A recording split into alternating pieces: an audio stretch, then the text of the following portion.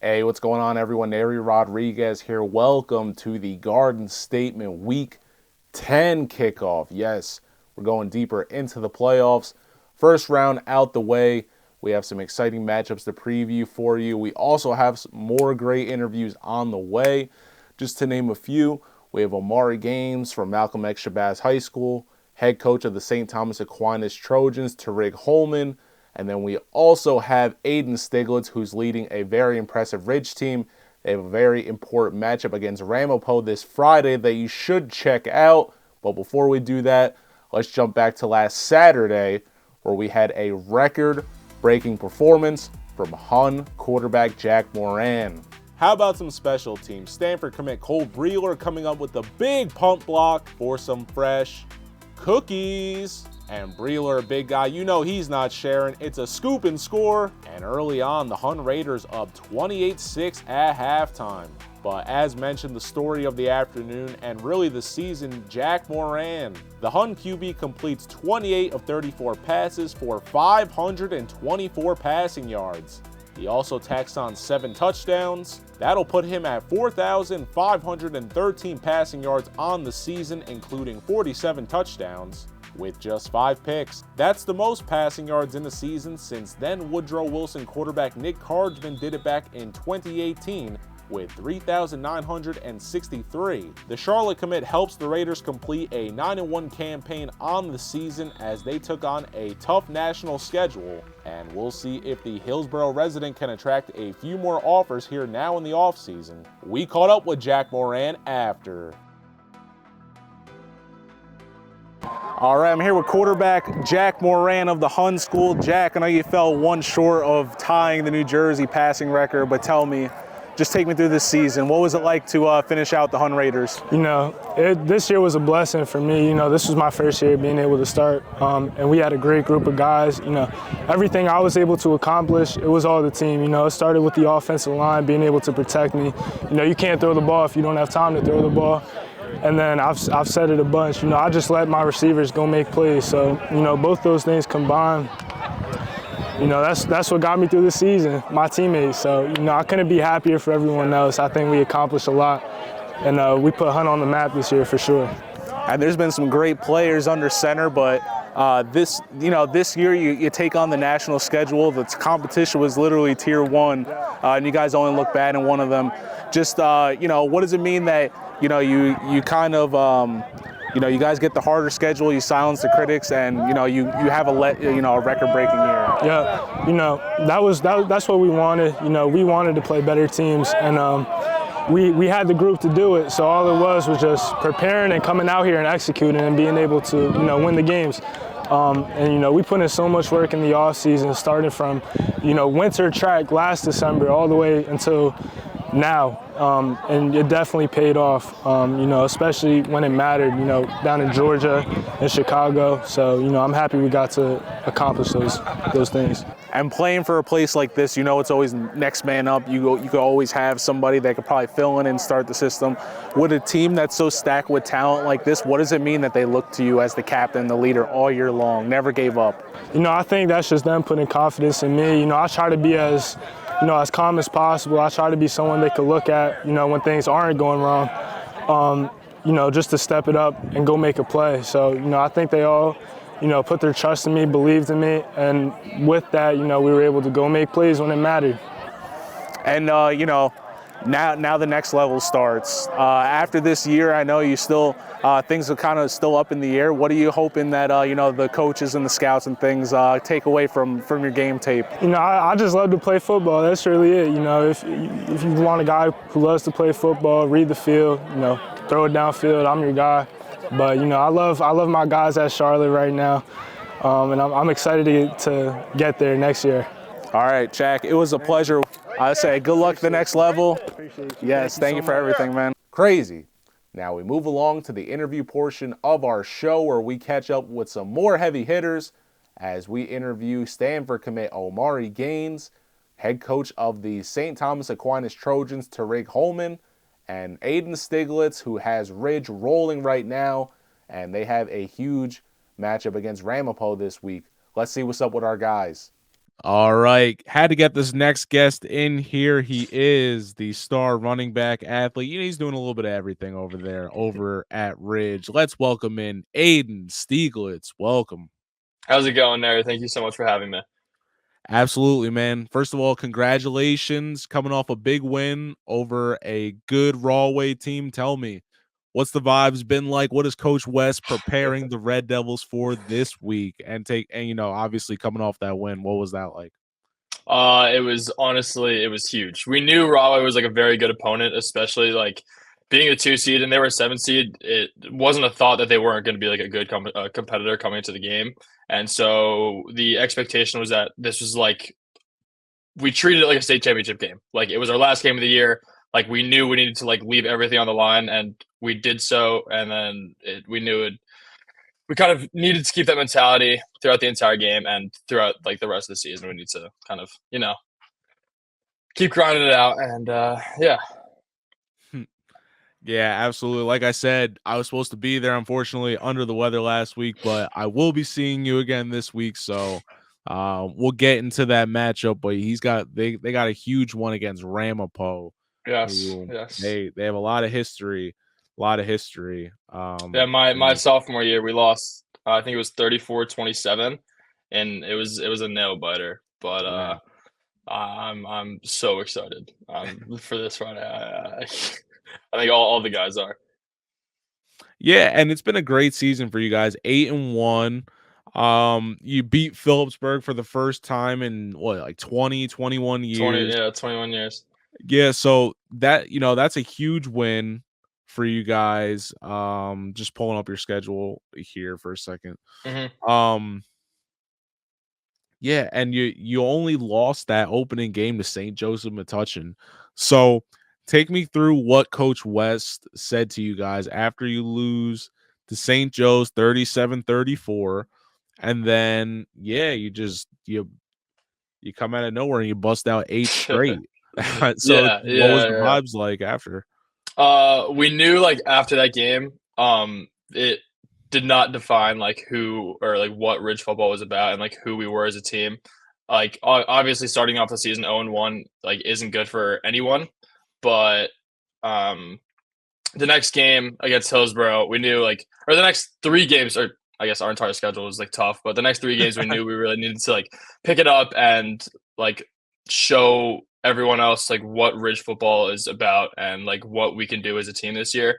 So I feel like especially beating those like Hillsborough and Phillipsburg, those 2 games were huge to win those 8 games straight, and it's really given us like the momentum and like the confidence to be as successful as we've been. Yeah, and like we were just talking about, I was there for that Phillipsburg game. Yeah. It was, nail biter. Would you say that was your game of the year?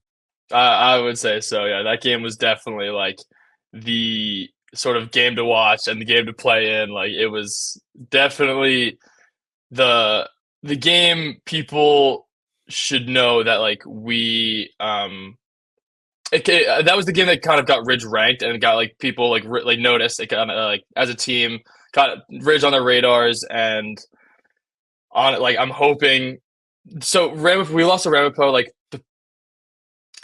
a couple times in the semifinals the past couple of years, and beating Peaburg was kind of like the first leap. And I want to beat Ramapo again in the semifinal and just to get over like the second leap that we've kind of been trying to climb. And the state championship in November 26th is the date on the calendar that we've been looking forward to. Yeah, and you're going up against a quality opponent in Ramapo, and they just, they have a lot of experience. And here I was looking for this.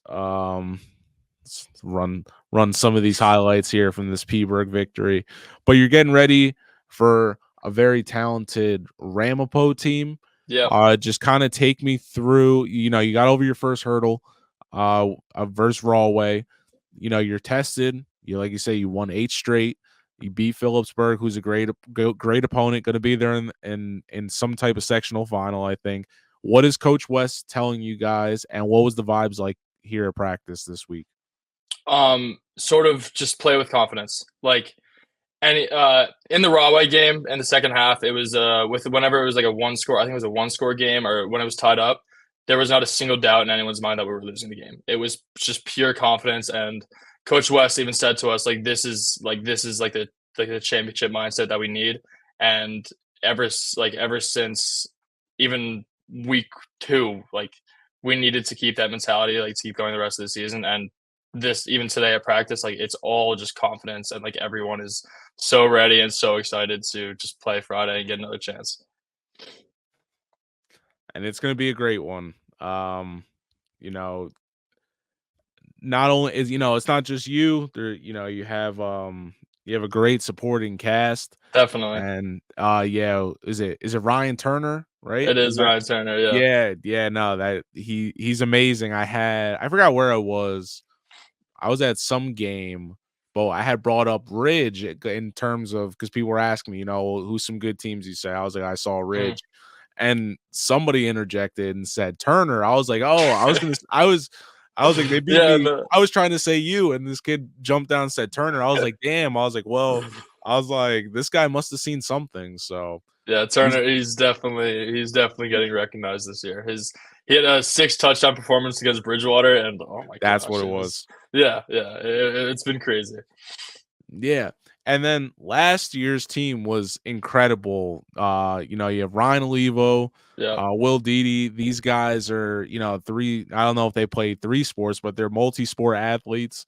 Really good team. And then, they fall short. And I'll be honest with you, you guys came out of nowhere and you look even better than that team. But there's been a lot of good Ridge teams that unfortunately never brought home anything. So what does it mean that you guys are one step closer to bringing home a sectional title? I think this game on Friday is sort of like the big game for us this year. Obviously, it's not just it's just like a semifinal game. Like, we're in playoffs now, but the past, I think, 5 years straight, we've lost the semifinal game. So it's huge for us. Like, we want to get over that hump, that leap, and go, like, get that ring next Friday in the section final. Yeah, and for you, you took on that leadership role so well right out of the gate, and you've kind of kept these guys in line, and you're amping them up and all that stuff. Just take me through what's your senior year been like, and what's been the most fun. What's been the best part about all this?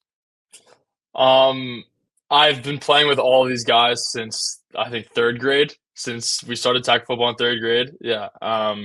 And it's like, these guys are my brothers. Like, I would do anything for them. And I feel like I'm not the only one that feels that way. Like, each one of us, like, loves each other. Like, we would do pretty much anything. And it's sort of that, like, trust and that bond that, honestly, like, it's what the culture of Ridge football is about.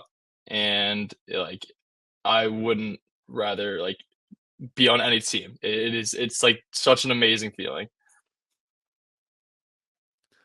So you have a big one against Ramapo this week.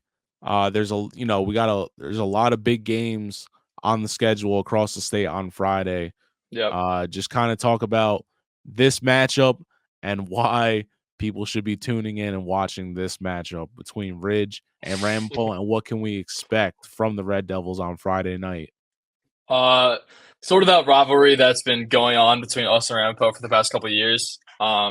They've sent us home, like, multiple times, and Ridge football, I feel like more and more people know, like, who we are this year, just because we've shown, like, time and time again on why, like, we're a team that people should not underlook, and why, like, we deserve to be recognized. So I feel like this game on Friday against Ramapo is huge in terms of getting our name on the board. And like, I'm getting excited thinking about it. It's just like, I want, like, a ring so badly, and I know all my guys do too. So Yeah, like it's just It's intense. I get it's it. huge. I get Yeah. it. I appreciate Yeah. you taking time out this busy practice week. Tell Coach West good luck. I'll see Will you do. guys on Friday night. But yeah, really excited for this matchup. And he's not only a world-class athlete, great kid. So Aidan, I appreciate you coming on, man. Thank And you so much. congratulations on your commitment, by the way. Elon Baseball. So Yep. Thank you. yeah, absolutely, brother. Good luck this week. All right. All right. See you Friday. This next guest needs no introduction, but he's getting one anyway. And he showed up with a better setup than I. Disrespectful. Coach Tarig Holman of the St. Thomas Aquinas Trojans. Thank you for joining us. Appreciate you. Appreciate you. It's always good to talk to you, man. Absolutely. And as we were just saying before we got started here, it's about time we start doing this dance. Tell me you got your first playoff game of the year coming up against St. Mary of Rutherford. Just what's going on with the Trojans this week for practice? What are you instilling in these young men? I think the big thing for us is to, we still haven't played our best game yet. And, that means that our best football is still in front of us, hopefully. And so we're just trying to be our best when our best is necessary. There's a lot of history that is out there for us to try to conquer. I don't think St. Thomas has ever won a home playoff game before. So we're just looking forward to the opportunity to be a part of playoff football in New Jersey against some really, really good competition, and looking forward to it. Yeah, and listen, the two losses you do have this year, you open up on the road in Delaware, and then you had that tough loss to PC to Paramus Catholic. You heard the criticism. You got a tougher schedule. It seems like you played some tougher opponents. Just how are you able to just get these guys bought in and be consistent week in and week out? I think it's I have a tremendous staff of guys. I also have a bunch of really, really great kids that are committed to the process. And when we look at our schedule for the year, we played one bad half of football. That was the first half against Mount St. Joseph's. And our kids rallied back after being down 28-0 at halftime. And then we came up one play short against a really, really good Paramus team. And other than that, our guys really answered and responded to the adversity that they had in front of them. So the one thing that I was really looking for out of my team this year was to, number one, be battle tested. Number one, that was number one. Number two is to really just be able to play a balanced football game. And I think our team is really, really balanced as far as being able to, on offense, run and throw, and then defending on defense, and couple that with special teams that gives us an advantage. And I think we got a recipe for a pretty good program. And so those are some of the things that we look for. We reloaded this year, and we have some really, really good players that I have the honor to be able to go out and coach every single day. So we're just really, like I said, really excited to take that next step. Now it becomes a new season where the goal should just be 1-0 for the week. And we're just hoping that we can come out and be at our best on Friday night at 6 p.m. at St. Thomas against St. Mary's. Yeah, we gotta get you guys. We gotta get you some more lights. But that's a conversation for another time. But For sure. Last it's our advantage. It's our advantage. It really is. It really is. These kids gotta be out here with night vision goggles or something, because yes. But playing in the dark. I was bumping around and people on the sidelines. It was crazy. But last year, you lose a tough one at home to DePaul. You're literally, I think you were a quarter away from reaching MetLife. You know, you made it to that point, and you know you fall short, but you know the kids put up a tremendous effort, and now the standard was set. So you know that's the expectation this year. How do you think these kids handled that in the off season? You know, this season and heading into the postseason. Yeah, we go back to the drawing board and work. You know, DePaul is probably even better. They're one of the best teams in the state by far. And you know, and to kind of be mentioned with those guys is definitely something for us to kind of hang our hat on. However, you know, that's not something that we want to be known for. Like our standard doesn't get set by DePaul. Our standard gets set by going out every day and being the best version of ourselves that we can. And, you know, we just push towards that every single day. Our kids work really, really hard in the off season. They work really, really hard in the classroom. And, after what's all said and done, our goal is for them to be able to use football as a vehicle to kind of get them to achieve some of their goals that they have. Josiah Zayas just got offered by Syracuse earlier today.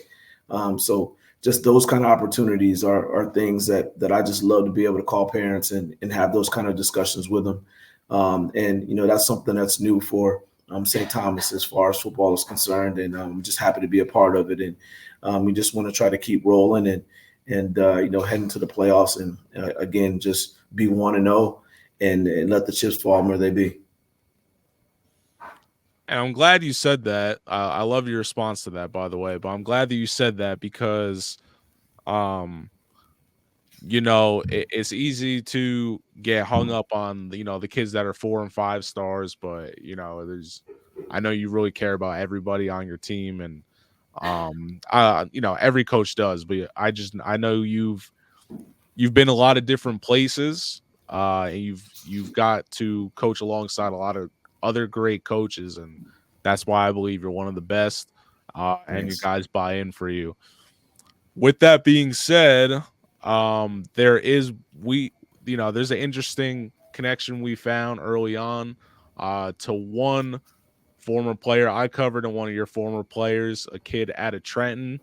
I think he's playing for the 49ers, Jair Brown. You know, one of my favorite kids I ever covered. I know you've had the pleasure of coaching him for a short amount of time. Just, you know, what was it like to see his journey? You know, what a great kid. He epitomizes taking your talent and using it to change your life. We actually went up to Penn State this weekend. I took some of the guys on my team and we got to see them play Ohio State, and he was there. It's the cool thing for me is to be able to coach athletes that my kids look up to. And, my son's a diehard Penn State fan. I don't know where that came from, but it's because of Tarig, Jair Brown. And his older brother also played for me as well, and he was a defensive player of the year. So, he comes from a really, really tough and tough family that has worked really hard. His mom, Joy, she was always hard on those guys, and she pushed them to be at their best. And great woman, by the way. Yeah, absolutely. And she, and he's just. He's a product of the environment that she kind of created for him. There's a lot of great things that are going down in Trenton. The head coach was my defensive coordinator that was down there. And whenever I get a chance to go down and see those guys, it's something that's good for me. So I have a lot of really great and fond memories of when I was coaching down there, and I'm having the opportunity to coach Tig amongst a really, really group of guys that I've had from my time down there was something that was special. And for him to, come out and have such a great career already, in just 2 years is great. I think he had a pick the other day on TV, and that's pretty cool to see. Yeah. And, shout out to him and his mother, Joy. I always try to keep good correspondence with my former players. It was wild to see his progression, just where he landed, just running into him, keeping his mother was still helping out at the field after he graduated. So I would just, I would just talk to her. She would come to a basketball game, still talk. And it seemed like every time I would see her, he had a bigger and bigger platform. Like he got the walk on at Penn State, then he was the captain, then it's the Rose Bowl. So that's incredible. And like I said, you've been around a lot of great football minds, Coach Zoran Milic. Were you at JFK? Yep. Yeah, Oh, so yeah. you've really just been all over the state and been exposed to a lot of great football and taught a lot of great young men. So just talk about your football journey thus far up until now Um, at St. Thomas. I'm a product of New Jersey football, and I can say that because I've been mentored by several great coaches that have kind of helped me along the way, and now I think that I'm still learning a little bit every single day that I can, and I think that it's a really really terrific fraternity to be a part of when you're a New Jersey football coach. And it's something that I will never ever take for granted. I feel like I have the best job on the planet as a coach, and like I said before, I think it's something that has been kind of instilled in me, from being as a little kid growing up with a coach as a father.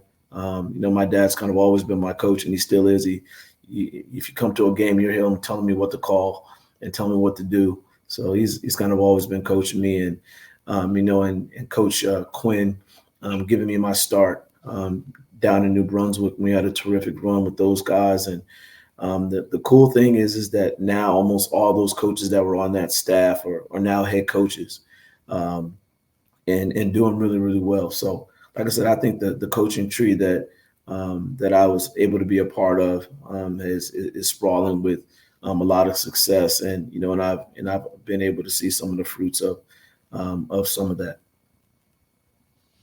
Yeah, there's no better feeling because at first it's always the assistants that kind of get you in, kind of like with good relationships with teams, and then head coach will warm up to you. You were different right out the gate. You took me head up, just straight up answered my emails, everything. So I always appreciate you for that. It was never the case with you, but it's great when you see those assistant coaches finally get that chance. And I think, like you said, you said it perfectly. It's a fraternity. So I love to see those guys get bigger opportunities. I don't want to keep you too long because it's, you got playoffs this week, things of that nature. What can people expect from the Trojans this Friday night? And what's just kind of the mission statement here in the playoffs that people need to know? Just be 1-0 for the week is the mission, and kind of go out and, like I said before, we want to be able to play our best game. It's never really about them; it's always about us, and that's what we always talk about.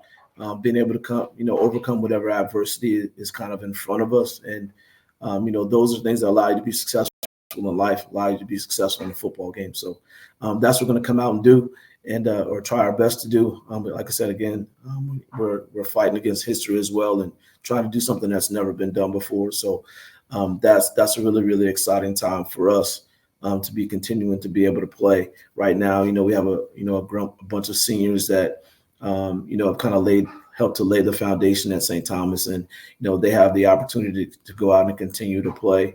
And we're just excited about that. And Nery, it's always great to hear from you and to speak with you. You're one of the best that does it. So anytime we get a chance to jump on and have a conversation with you is always great, man. So please continue to do the great work that you do for high school sports, because you give not only the coaches but the teams and the kids a tremendous platform to be able to show what they can do, and that means a lot. Wow, I really appreciate that, Coach. I really don't even know what to say to that. That's so humble and nice of you. I'm so used to having to pry things out of people, so I'm in a bit of shock, but I really appreciate that. We'll be seeing you soon here, and likewise, you're one of the best in the game. You're president of the New Jersey minority coaches. Well, I'm the vice president of the New Jersey Minority Coaches Association, and I'm the president of the New Jersey Football Coaches Association. There you go. There you go. But like I said, you've helped mold a lot of great young men. It's a selfless act. It's a godly act. I appreciate you. The state appreciates you. And good luck this Friday. Be seeing you soon. Thanks, Nery. Appreciate you, man. Thanks a lot. Go Trojans. Absolutely. Very excited for this next guest, hailing from Malcolm X Shabazz High School in Newark. He's committed to Stanford, and he's killing them in the stat sheets. Let's welcome Omari Gaines. Welcome, brother. Thank you, man. Appreciate it. It's a blessing being on. For sure. We had to get you on. We had Coach Oliver on to begin the season. I said we were going to get to you at some point. No better time than the playoffs, right? There. So tell me, Shabazz Bulldogs back in the mix after, coming off a huge opening season for Coach Nas Oliver over there. You score a big revenge win over Caldwell. Just take me through that win before we get going here. Man, really. It really started, man, Saturday after I win against Verona, man. We knew the mission. Like that day, we knew we didn't know who we played later on that day, but we knew we would find out. And we were just like, whoever they put in front of us, it would have been the same result. But luckily it was Caldwell, and we had a lot of tension because they had just beat us on our senior night. So, like, especially the seniors, we knew we had to get it back. And I think that whole week, started from Saturday, really, and then going into Monday, everyone just knew, like, we had to get back. Everyone, like, they kind of, like, the rest of the team, the underclassmen, they kind of, like, they made this game for the seniors, and they just made sure everyone, locked in as a collective throughout the week, and it really showed on game day. Coach Nas, he was drilling in our head, like, this game, like, it could either be like our last game, or it could be, like something, like it could be to start to something good. And he just ingrained in our head, want to know every day, and that really just went on to Friday, and we got the job done. Yeah, and honestly, you don't really get a lot of shots like that again. You lost the tough one to them, and then you guys pull out a 3-point win over a battle-tested team. I mean, they've lost like 2 games in the last like 2-3 years, something like that. You guys are in a different group this year. What I know you had success last year. You fell to Mountain Lakes. I was at that game. You lose to the eventual state champions. What did you guys take away from that game? And what was just kind of the vibe like in the off season, and then just coming into 2024? Really after that game, like, that whole season, like, we kind of felt like, like we had a great team, but I feel like we never like clicked and like, mentally locked in. So like, I feel like that loss against Mountain Lakes, it was bound to happen, and I just feel like it was, it later on, it pushed us way harder in the off season, like it did. Throughout the whole off season, like we just, it was a different feeling. Like everyone had this type of edge to them, and being at Nazo, it was his Coach Nas, it was his second year being there. Like all the guys from before that was coming back, that was new to him the season before. They kind of they started to match his mindset. You could see it more, and it really just, like, throughout the whole off season, like we all just we put our heads down, we worked. We didn't really care about what social media had to say, and we really just built it as a team, and it kind of like you could see it starting to show now at the right time. That's great. And I was, despite you guys lost big against Mountain Lakes, and it was the only time I got to see you, but I was really impressed with how you guys looked. You had composure, you especially. I give you a lot of credit. That game, kind of went south quick, but I saw you still behind your guys and everything. Before we kind of jump into this playoff stuff and things of that nature, Mm. like we were talking about off camera just now, you were committed to Penn State early on. I remember, doing a report for that, Mm. and then it seemed like you were undecided, and then I felt like you sneakily snuck in there that you committed to Stanford, and that's huge news. Congratulations, brother! Like that is a blessing. Just take us through the recruiting process and how'd you end up wanting to go to Palo Alto? I mean, it was a really really stressful process. I mean, I think everyone that goes to this can say, but it's all about relationships, really. So you really just want to go where you're, most loved, and yeah. So I was committed to Penn State, and then things didn't go well with there, so I ended up decommitting, opened up my recruitment process, and I really just didn't really want to like worry about it too much, but I knew like I had to make a decision quick, but yeah, I kind of just like went on to just like working out, kind of put myself out there, trying to get more attention in Stanford. They jumped on me quick, and they showed the most love. So I took my visit, and it's beautiful out there. And me and the coaches, we connected quick. They called me every day. They were on me like for months. And then when I went and took my unofficial visit, I couldn't wait. I had to commit. I ended up committing, and I don't regret my decision. I feel like I'm home, so I can't wait. I'll be early enrolling in January, so that's good news. That's incredible. Like I said, God bless, brother. That's amazing. That means I'm gonna have to uh connect with you as soon as the season's over. Because if you're leaving that early, we gotta link up for something. Yes, sir. Gotta get you some coverage before you go. Uh I know you're going to halfway across the country, but you'll be in some good Jersey company. And Micah Ford, I'm sure he's warming it up for you right now. And I Yeah, know my two guys down at the Hun School, Liam Thorpe and Cole Breeler. They said they linked up with you on a visit, I believe, yeah, or they spoke to you. Some cool guys down there. yeah.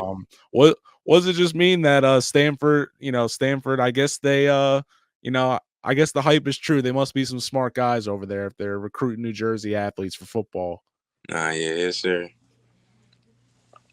Just kind of talk about that. I guess this new Stanford, New Jersey pipeline. What does that mean for New Jersey athletics? That they're kind of they're kind of go to for Stanford.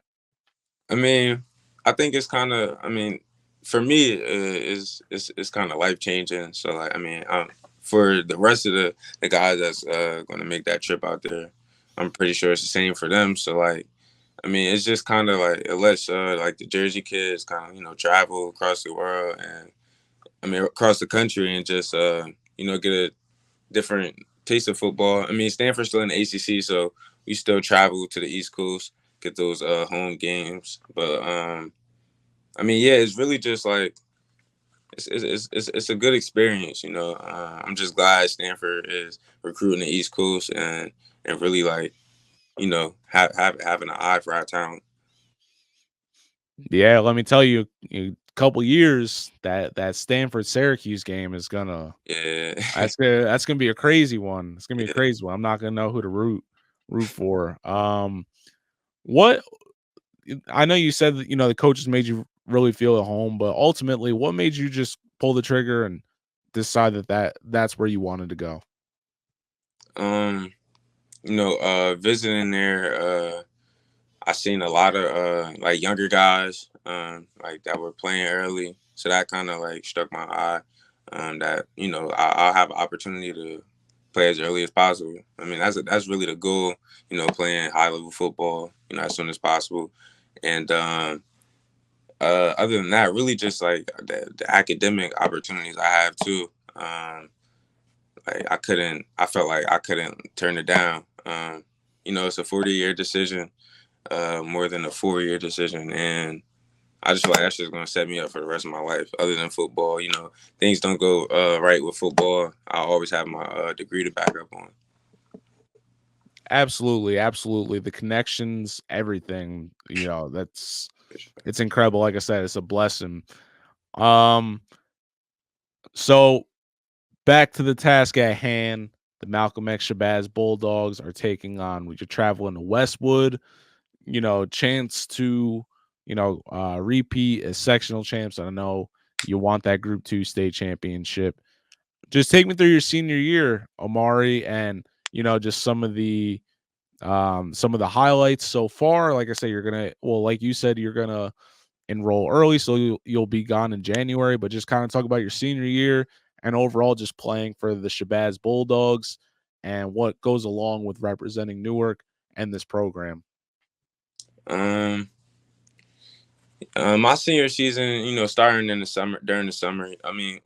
Winter workouts really. My goal was just to bring the team together and just kind of like all lock in as one, like on one accord, and just maintain a focus and have some like goals, like some team goals that we could like go by, throughout the season, and just so that keeps the discipline of the team, and because that's that's the grounding of a team for real, I believe, and that was really my main goal first, and then going into the summer, I really just wanted to be like be the best I can be for my team. I mean, I knew I was going to be playing both sides of the ball, so like during my summer trainings, that's what I worked on, and I really just been it went up from there. Starting during 7-on-7s, me and my team making plays during the zone 6 7-on-7s, kind of just getting a team bond going, and that really went on to the season. We started off 4-0, and I feel like the losses we started to take, like they were essential to our season and going into the playoffs. I feel like we took those losses earlier in the season. Was more. All right, a little technical difficulties. Yeah. So you said you took those losses earlier in the year that really helped you. Yeah, that I feel like really kind of it gave us it kind of just set us back as a team, and really it made us lock in mentally. I feel like our practices have been better since then. We just had a better focus that I feel like we should have definitely came into the season with. But it happens. But it kind of just got us back on track and really just keeping the main thing. And now that we're going into our second round playoffs, really my main focus is just like this isn't my last game. Really just go 1-0 every day this week leading up into Friday, and really just play my best card, and whatever happens. But I got my Shabazz team this week. I feel like we're well prepared going into Westwood this Friday, and it's really, this is everything we've really asked for. We wanted the stage.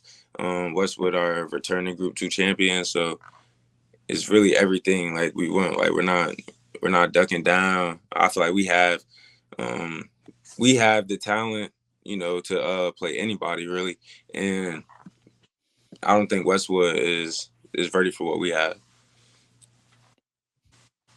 It's definitely gonna be a good one. Like Yeah. I said, you faced, you're battle tested. You had that great run last year. You lost to eventual state champions. Coach Nas Oliver got you guys playing really hard.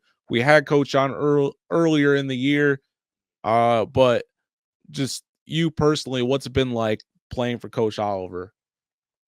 I've been playing with him for a little longer than the guys at Shabazz, so I got a little bit of Nas at St. Peter's my sophomore year, so I've been getting like that, the stuff he preaches, and like the hold on, my fault. You can restart that. Yeah, no, you're good, man. So what's it been like playing for Coach Oliver? playing for Coach Oliver, you know, I've been playing with him a little longer than the guys at Shabazz. So, you know, I've been, you know, just getting the you know, the knowledge he preaches. It's been really well. Like he's a great coach. On and off the field, he's gonna make sure you're good. I feel like he preaches the right things. You know, he wants you to be great, like on the field and off the field. And he knows that like football is just like the steering wheel, really just get you to become a better man. And I feel like that really just helped me on and off the field as well. I've grown both, you know, on the field and off the field, and it's just been, I mean, it's been great for me and my recruitment process and my goals that I have for myself. So, you know, I feel like anyone that gets a chance to play with him is in good hands and has great chances of succeeding. And he definitely knows how to get guys to buy in. You know, it's not just you on the Bulldogs. You also got some other key components. Romello Tables, saw some of him at Clifton. Yes, sir. And then Davion. You know, everyone expecting you to be the leading receiver. I'm checking the stats. This kid's lighting it up. Just talk about these guys. He's a dog, yeah. Romello Tables, man, he was a big piece coming from Clifton, a big quarterback piece that we needed. He had to sit the first 4 games, I believe. Yeah, he had to sit the first 4, and no, the first 3. Came back the 4th week, and you know, really, he's just been like a great leader to the team.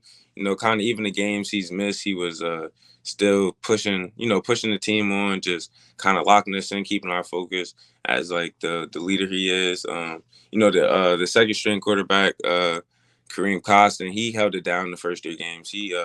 He won all the games he started, and, you know, Mello the whole time, kind of just behind him, you know, just making sure he's doing the right things and making the right reads, you know, the right quarterback things that will help us win the game.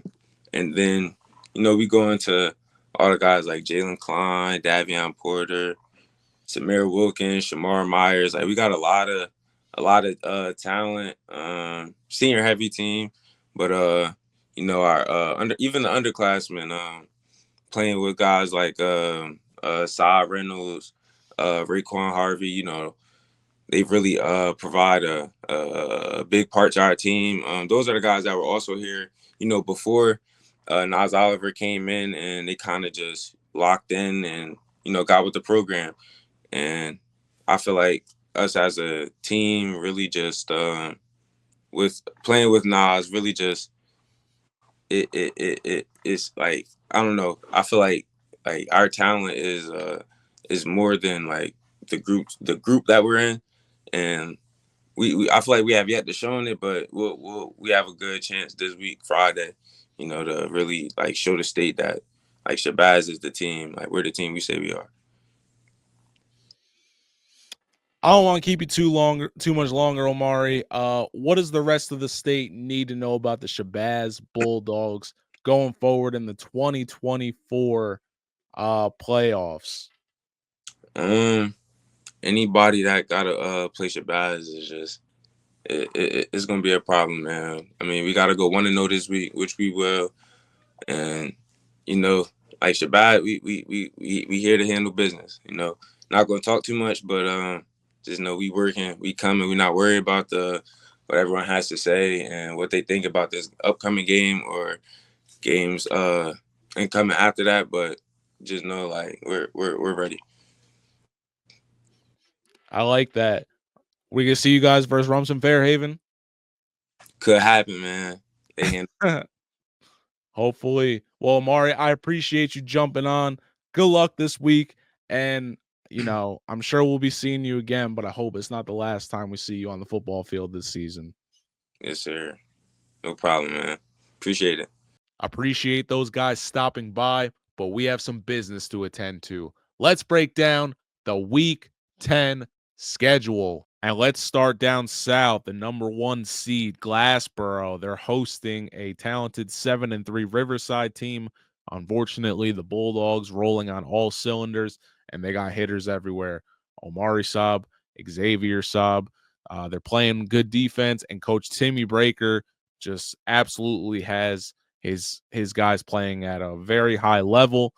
Fell in the Group 1 state final last year, but honestly, right now, no Group 1 team looking better than Glassboro right now. So I think for them, it's Group 1 state final or bust.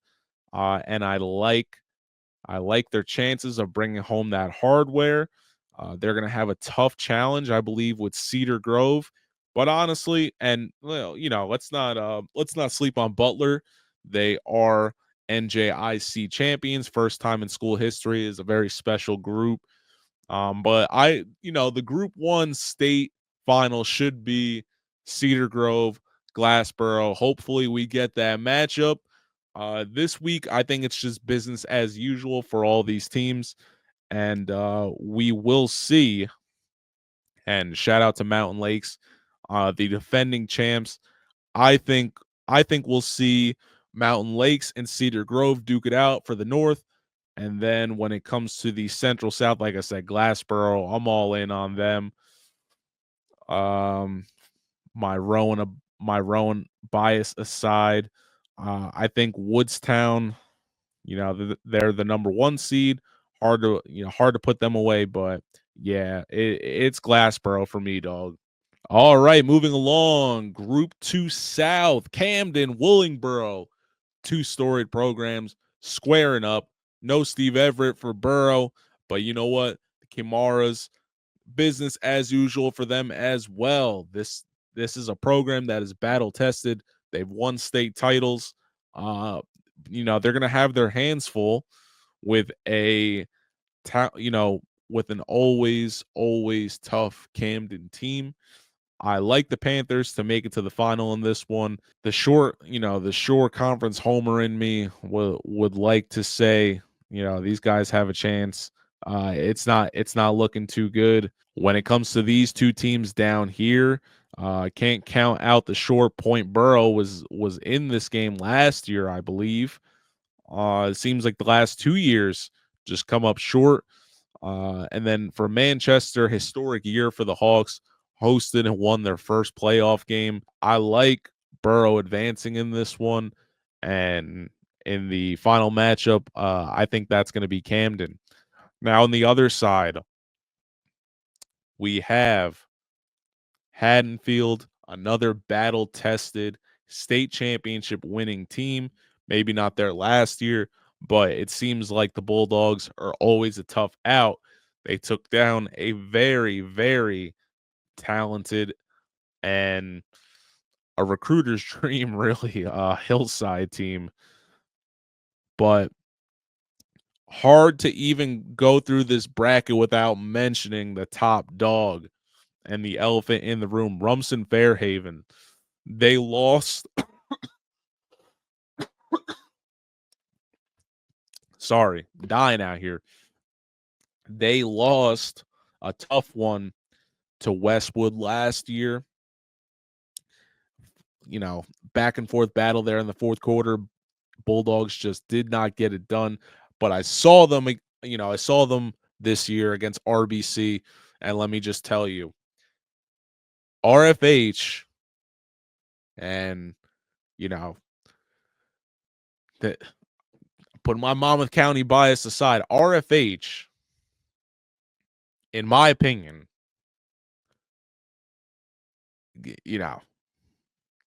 top three public school team in the state, and they ain't three. I'll just put it that way. Now, like I said, I don't want to do these guys a disservice. Glen Rock making it to the NJIC final, fell to Butler. So, give those guys some credit. Over here, we have the defending champs, Westwood, hosting Shabazz. Shabazz moving up a group. Saw them get handled by Mountain Lakes last year, who would go on to win the Group 1 overall state championship. They move up a group. I think the Bulldogs have learned a lot from their past mistakes, but when it came to that Mountain Lakes game last year, I think Shabazz had the athletes and they had the talent, but when after they flipped that coin, everything, and I mean everything, was Mountain Lakes. That was one of the most locked in overall teams. I mean, these guys, they play that game 10 times, they're winning it 9 out of 10. So this Westwood Shabazz matchup is pretty much everything, because whoever takes that, I do believe is gonna square up with Rumson Fairhaven in the final. And hey, maybe Shabazz gets it done. Either way, I don't want to misspeak, but I mean, that's going to be one of the best Group 2 finals ever. I know we only been doing the regional championship so long, but just going back in the history of Group 2, title games, sectional finals, whatever, this is going to be one of the best ones ever. All right, moving along to Group 3. Let's start out North 1. All right, with the favorite Pascack Valley. Unfortunately, haven't got a chance to see them this year, but I've heard some good things. Old Tapan, storied program.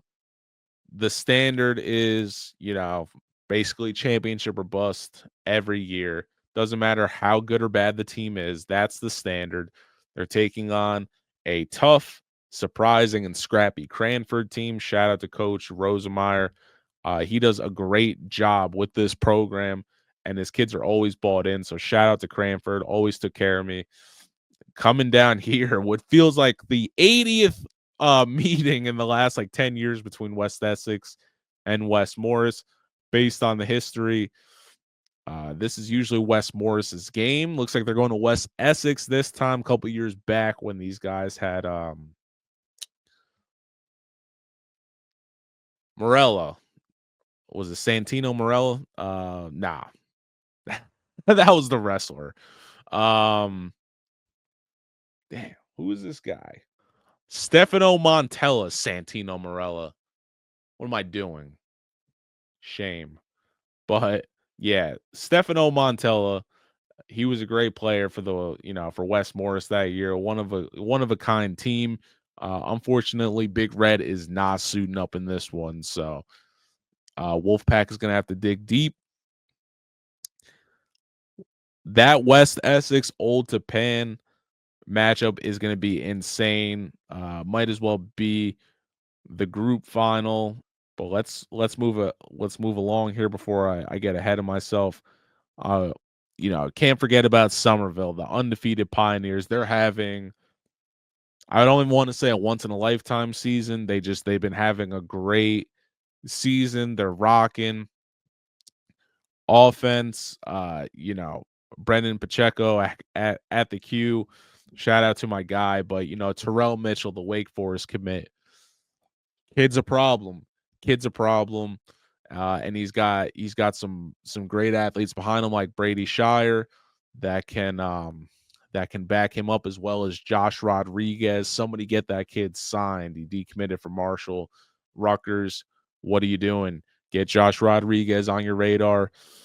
And this team lost Tennessee commit Jaden Lofton like a day before the season started, and they just have not looked back.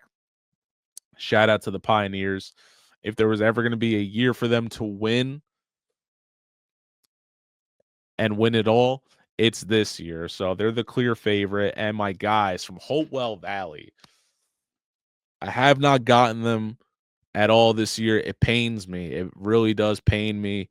I got my start in the Colonial Valley Conference, CVC, Mercer County, all that good stuff. So whenever I see any of those teams doing good, let alone undefeated and a number 1 seed, shout out to everybody at Hopewell Valley Central High School. I don't think anybody deserves anything, but you guys have 2 losses last year, and you don't even get to participate in the playoffs. I'm big time proud of these guys.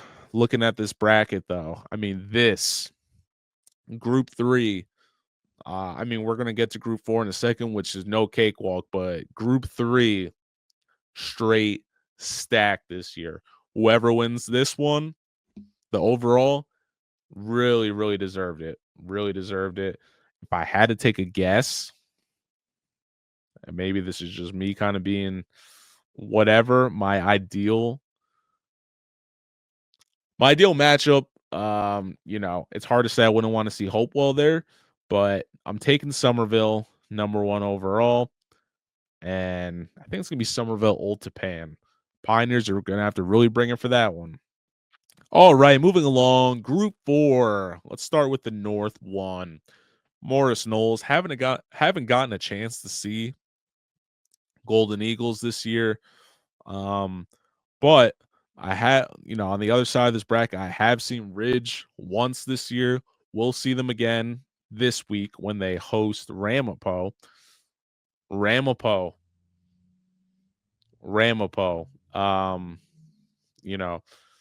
The Raiders are 6-3. This is a team that even when they have a quote unquote down year, they're still dangerous because they're so battle tested and they've been in big games before. Excuse me. This is going to be Ridge's toughest test all year. It's they have a little rivalry going with Ramapo. I believe they lost to them in 21 and 22. So there's a little bit of bad blood there, but overall, like I said, this is going to be the biggest test for Ridge. They have our guy Aidan Steiglitz on, and they have some other great playmakers like Ryan Turner. I'm blanking on some other names right now, but Coach Andy West has these guys playing hard. Will it be enough to defeat a Ramapo who I don't want to say they play a tougher schedule because, Ridge beat Phillipsburg this year, which is one of the most impressive teams, I think. And, that would just be doing them a disservice. My heart says go with Ridge. It's going to be hard. It's going to be hard for me to go against the Raiders, though. So for right now, it's Ramapo, but I hope I'm wrong. And then on the other side of this bracket, I was just talking about Phillipsburg, State Liners, #1. They're in contention for the best public school team. I mean, they don't have one D1 kid on their squad. If they did, if anybody was going to, if anybody was, it's Matt Scarabo Jr. Shout out to him. Great wide receiver and defensive. Well, you play for Phillipsburg, you got to play both ways. So it's tough for me to just say one position, but Matt Scarabo and Jet Genovese, the heart of this team. Jet, I think, one of the best dual threat quarterbacks in the state this year. He's showing out as a senior. I think they'll take care of Chatham. On the other side, I've been rocking with the Woodbridge Barons all year. They look really good. I mean, they were down for most of that St. Joe's Metuchen game. They come back to win it. They shot themselves in the foot a bunch of times. They had, they had some a lot of penalties in that game, but they just had some costly blunders. And when you mix that with a good amount of injuries, I mean, this kid, Jameer Beal, earlier in the year, I think this kid I know he scored 4 in the first game I got. Following week against Colonia, I think he had 2. So 6 touchdowns in 2 weeks. And this kid hasn't even been playing for almost 6 games. They're hoping to get him back. They're taking on a 5-4 Northern Highlands team. Maybe not their best squad, but Highlands is battle tested. This is a rematch of the 2019 or 2018 sectional final that would see the Highlanders win under Coach Greg Russo. They would go on to MetLife and lose, but that's all out the window. These guys are, these guys are state champs. They know what it takes to not only get to the big game, but bring it home when things are tight. So I like Woodbridge. They're home. I just think Northern Highlands, is one of those teams that you can play second half football against because they will make you pay for it. And I would not be surprised if they have a halftime lead here. I think the key for Woodbridge when playing Highlands, though, is to you got to get out in front and you cannot let up. But, those Anderson brothers, they are something else. So shout out to Derek and Brian. Derek pulling off that crazy fourth quarter last drive and then, scores the 2-point to eventually win the game. That's what you love to see. That's what you love to see. But they good. Group 4, Central, Millville, top dog, number 1 seed. Are they a Central team? No, but that's just the way the NJSIAA breaks up the brackets. So who am I to judge? Anyway, yeah, Millville, all the way down in South Jersey, near Vineland, all that stuff. They're the number 1 seed for Central. They're going to host Marlboro. Without a doubt, Millville, I think, makes it to the championship game, regardless of who they're going to play. And then one team that is very intriguing, and when I talk about two teams that I have not seen, probably won't see until, it's big game time, Winslow. Millville and Winslow. Those are my 2 must-see South Jersey teams. So I'm looking forward to the day that I not only get to see both of them, but hopefully we see them clash. The state deserves Millville versus Winslow. And then we also deserve to see that great rematch between Ridge and Phillipsburg. And we'll see if the state liners can hold their own. And whoever wins from both of these sides, yeah, I just said that the Group 3 bracket might be the toughest. But the Group 4 state championship this year will be the best championship and the hardest championship one, I believe. So good luck to all my guys in that bracket. Too many to pick. All right, moving along. Group 5, North 1, Ridgewood, top dogs. This is a program that's no stranger to championships.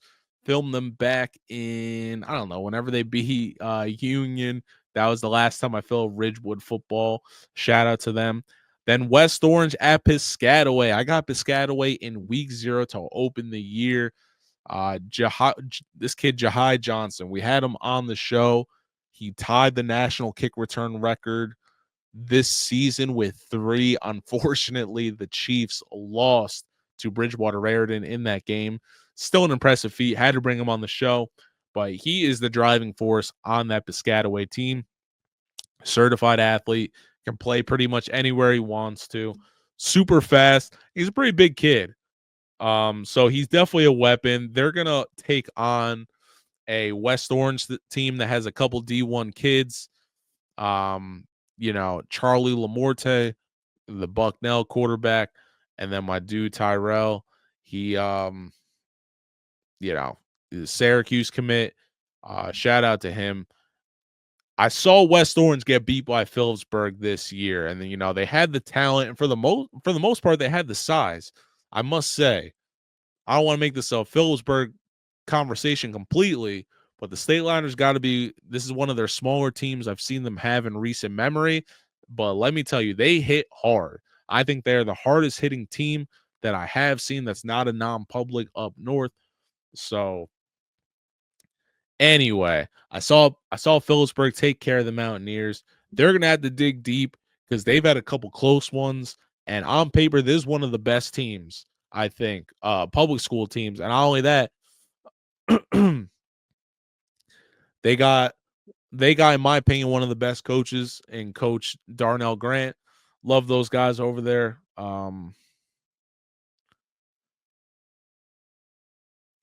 It's tough to pick somebody in this bracket. I think West Orange gets the job done.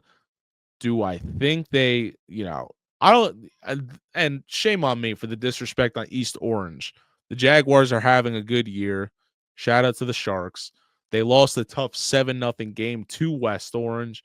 So, as much as I want to pick Ridgewood being an experienced team, I really want to see an East Orange and West Orange rematch for a sectional title. I just think things are better with games like that.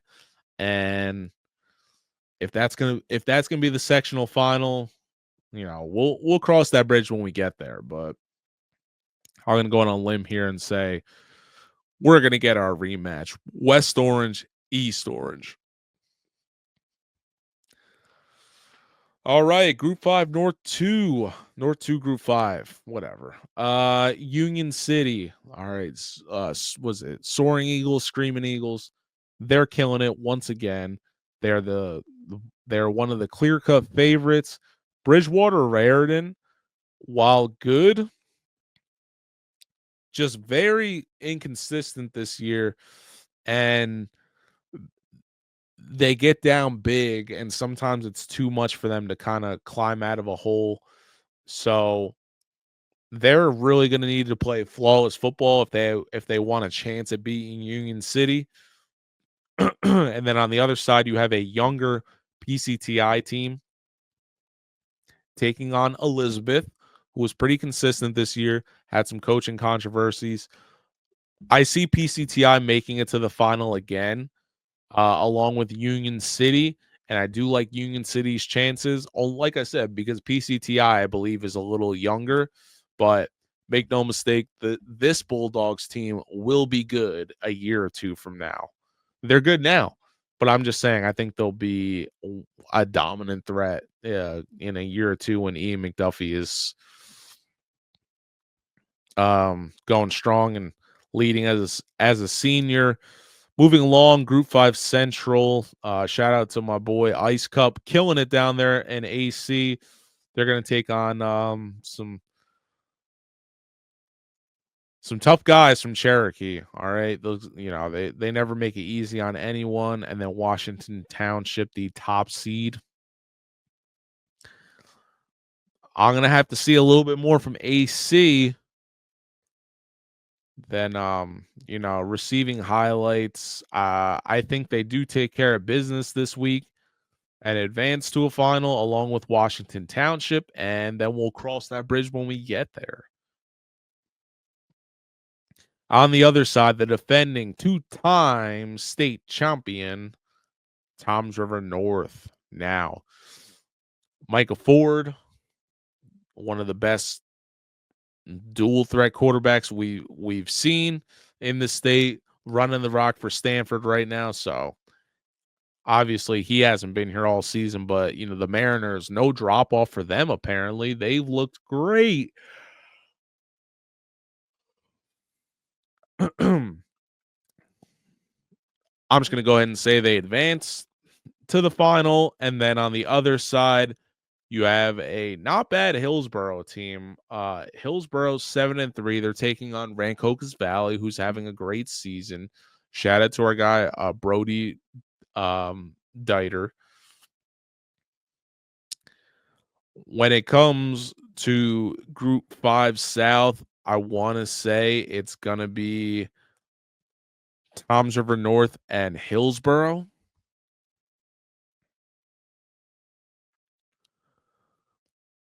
And if that's the case, Toms River North is going to be winning that Central South again. And then it's really Union City's game to lose. Will they get there?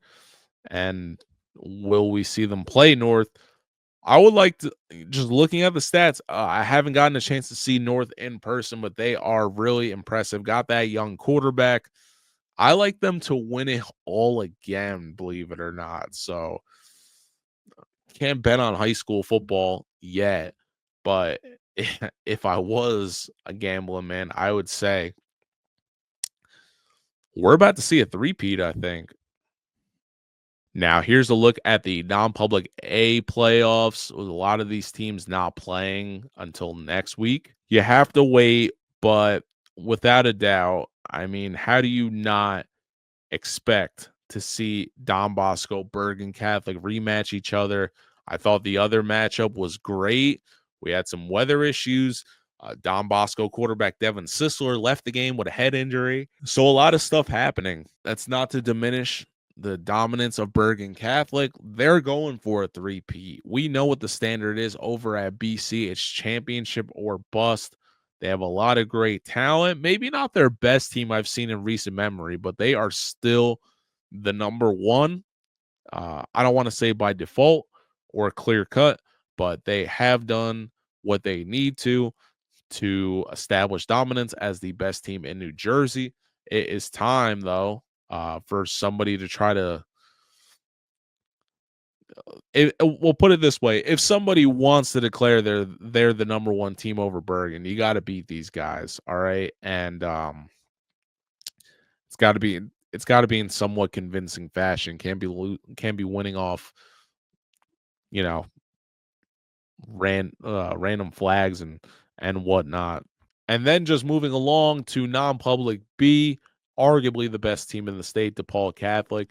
You know, they were coming off a tough loss to Del Barton, who really shocked some folks. Shout out to the Green Wave. They pulled off that crazy upset. I think it's just gonna, I just think it's DePaul in the final. And then on the other side, I have not been that impressed with Red Bank Catholic. I've seen them lose twice, once to Don Bosco. That's kind of, I wouldn't say that's expected, but that's Bosco. So Bosco works them, I think they beat them like, 40-0, something like that. And then when Rumson came in, they took it to the Caseys. So it's unfortunate that St. Thomas Aquinas is not in this bracket. They have been one of the best overall teams in the state this year. It's going to be tough for them to overcome DePaul, who they lost to at home last year, by the way. But we really got to get these. We really got to get these brackets right. I've seen a lot of complaining in terms of just how can certain teams be considered non-public B and A. I want a good game. I think all these guys play hard. And then if you take a look at our NJ Athletics, NJ Gridiron games of the week, Delsea Cedar Creek going down, as mentioned, Cherokee at Atlantic City. Then we have Northern Highlands, Woodbridge, Willingboro, Camden, Hillsboro at Rancocas Valley, Ramapo at Ridge, where you can catch your boy, Shabazz Westwood, and finally Camden Catholic at Pope John. Should be a movie, and I hope to see you there. All right, another amazing show. I appreciate you guys stopping by for the Garden Statement Week 10 kickoff. Give us a like and subscribe. Let us know what we did wrong below at the bottom, and let us know what we did right. And let us know where you're heading this week. And as always, wherever you're heading this week, represent yourself and your school, your province, whatever it is, your territories here well, and be safe. All right, we'll catch up with you next week for the Garden Statement. I'm Nery Rodriguez.